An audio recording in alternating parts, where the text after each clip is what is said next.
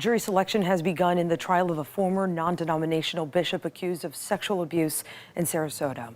74-year-old Henry Lee Porter Sr. was arrested in January 2020 after more than 10 people came forward with allegations. 10 Tampa Bay's Aduri Achumba reports the alleged victims were between the ages of 12 and 19, and one of the accusers under 12. Behind me is the church in question where the alleged abuses occurred over several years, according to prosecutors. And today in court, the trial process began with trying to find out who will sit on the jury. All I'm going to read is sexual battery by a person 18 years of age or older upon a child less than 12 years of age. 74-year-old Henry Porter and his church have had a long history in the Sarasota area. He even has a portion of a street named in his honor. Investigators say a man who was a member and student at Westcoast Center for Human Development accused Porter of abusing him beginning in 1989 when he was just 12.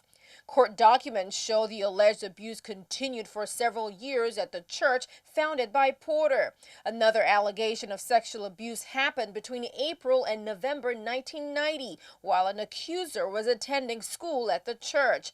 The alleged victims were between ages 10 and 19 at the time of the alleged offenses.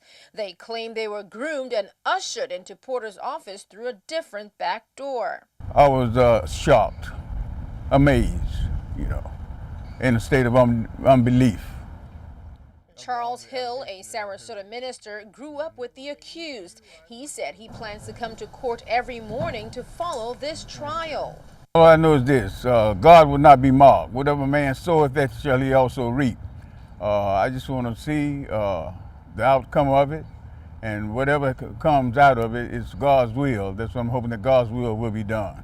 And throughout this week, the court expects to hear testimony from victims as well as family and associates of Henry Porter, including his son, Henry Porter Jr. Now, the trial is expected to end on Friday if everything goes according to plan. Detectives said the investigation spans at least 30 years. Porter is currently behind bars without bail at the Sarasota County Jail.